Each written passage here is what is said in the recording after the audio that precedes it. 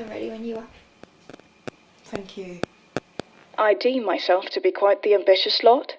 A morning lark who loves to progress ahead of the world and get as many things accomplished given the chance. Driven by both fear and passion, to better the self founded the night before or to take on a new pod. I am impatient, and I struggle to simply be. Perfectionism is an impossible feat, and I am bestowed upon the knowledge of passage being the closest to its disposition.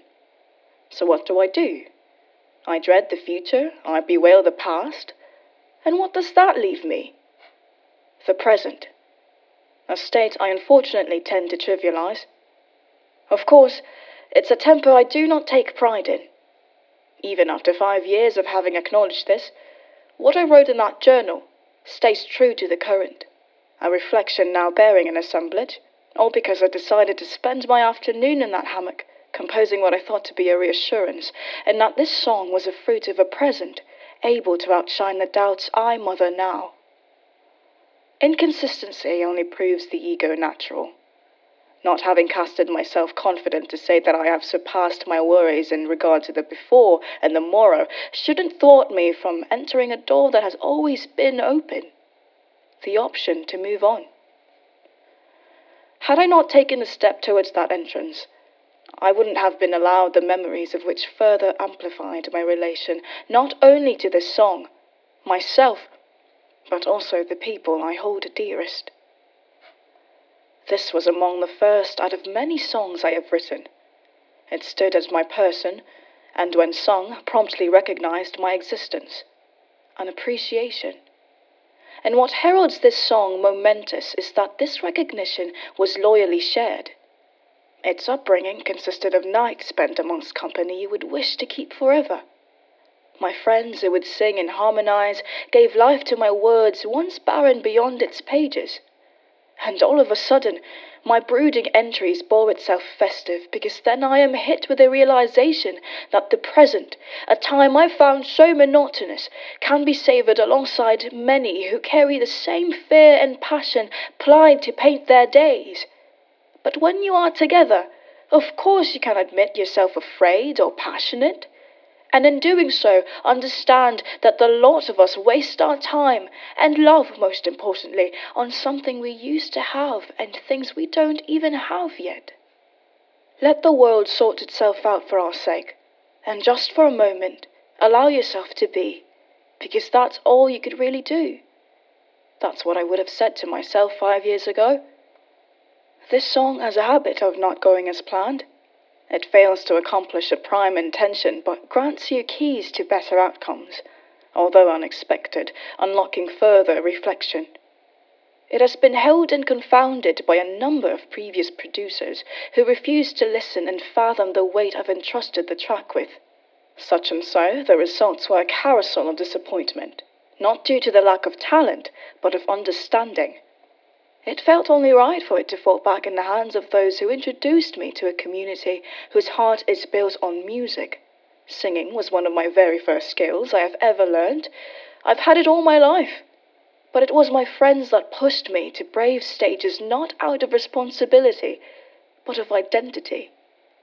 They gave me the courage to fall back in love with music, the courage to say, and with much confidence, that I am stepping on that stage and I will sing you my truth. This is my story, and you will listen. The plan was for me to stay over at my best friend's house. He had his own studio, and the rest of our friends were present throughout the morning spent. The hope was for this song to be an emanation of good memories made, surrounded by good people. I urged them to participate, either by lending their talents or to just be around. Their presence mattered the most at the end of the day, knowing that every afterstrum they are waiting, and I am anticipated. And now, of course, having that reassurance, with them eager to produce the song alongside me to achieve my dream sound, doubt dissipates, but a whole other predicament occurs. I can laugh at it now, but out of all the songs I have ever worked on, of course I had to be sick on this one. It had to be this song. I had no choice, or at least I thought I didn't. We only had a few days, and once I leave, I won't be able to see them again for a very long time. I was moving to another country. Rescheduling wasn't an option, and even through virtual sessions it was near impossible, as I was overwhelmed by new territory and in preparation for my first tour. My friends knew this, but they could care less.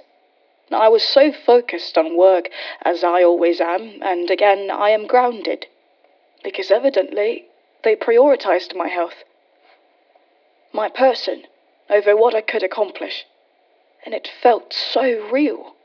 Suddenly, the message of the song put itself into practice. I'd cough and lose my voice every time I tried to sing a verse. I worried that chord would sound too dry, and Clement's register was hard enough to reach without cracking at the simplest lines. I was not enjoying it. I was struggling, and I knew full well I wasn't in the process of getting it right. In spite of having to wake up without the ability to speak, none of these mornings were remembered indifferently, because I would wake to my friends stacking their blankets on top of me, making sure I was warm enough, able to get proper sleep. They'd run to the markets to cook for us, and made certain I was present on that table for every meal. The smallest gestures as to asking what I would want, what would be the easiest to swallow, when I was just grateful for all that they do. They treated me like their youngest sibling, always having to check whether I've taken my vitamins and if I've finished the tea they've concocted. Ginger, lemon, honey, and oregano plucked from their own garden. I could go on and on about the love I have for my friends and for my community in detail. The track's production and upbringing wasn't the smoothest, but it simply existing gifted me these memories. For every time I step on that stage and sing you this song, I am reminded of when I was at my lowest, and it was my friends who picked me up from the ground and made sure that I would fly again. For every chorus, I am brought back to when I first had to live alone and independently. It was my friends that showed me around the city, held my hand fresh from when I just let my mums go. It's a kind of love different from one of a parent or an admirer. They never cared about what I had nor my accomplishments, and nor was it due to having lived in the same house for a majority of your life. They just needed me to show up, and my presence was more than enough. With this, I made sure that even on its own, this song will never be sung alone. Either it be with a crowd, as familiar as a group of friends, or even by serenading my past or future self. It has led me to wanting to stay, to wishing that this would last for as long as I would want it to. There was an active decision as to why the song doesn't end abruptly in comparison to most modern tracks. My good friend and producer suggested that we have it fade out to make it so the song has never really ended. So we are able to stay just for a little while longer, and we, as the listeners, have just gone farther away. I found it so bittersweet, knowing where I am and how far I am from where my people are, but it also just meant that the music would grow louder the day I come back, as they will always be there. This, I can without a doubt suppose is my oldest and most significant song thus far. It has gone through many changes, given numerous chances, shared with a great many people, either among friends or a vigorous audience. But despite the many lives it has lived, and will live, it remains true to its chorus, its identity. One that cannot be refashioned just because I traded a word or a melody, and that being my truth.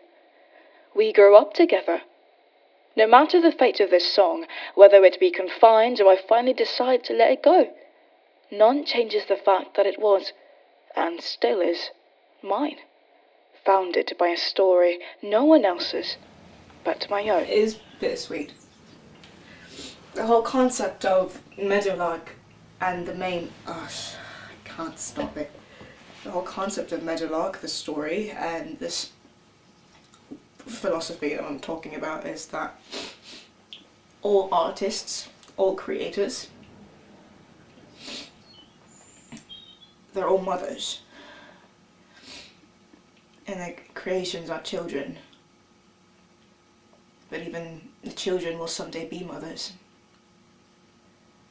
Not in a literal sense, of course. They will create something that is derived and rooted from themselves, a part of themselves. Of course, there will be mothers. And that creation is meant to have a life of its own. And it's meant to be shared in some shape or form. You don't have to publicize it, you don't have to make money out of it, you just, sharing it is natural. And it allows change, it allows growth, it allows learning, it allows inspiration, it allows you to help. It is bittersweet because, of course, you love it so much and you've been with it so much.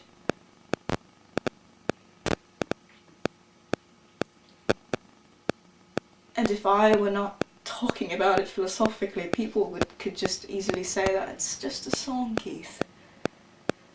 It's just words. It's just a song. And you can be selfish, you can keep it. Go ahead. We won't be angry. I'm not scared of that. I'm not scared of people getting angry. I'm not scared of what people think. I'm not scared of the consequences. I'm scared of not being able to grow. I'm scared of not being able to brave that part of myself. I'm scared of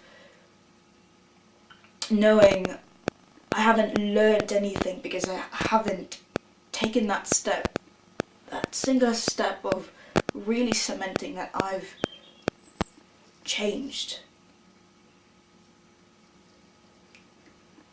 And putting this out there, letting Harkin go, letting this chapter of my life end, allows me so many more good things in my life.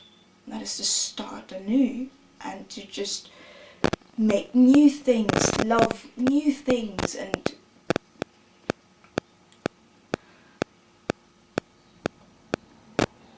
explore, live.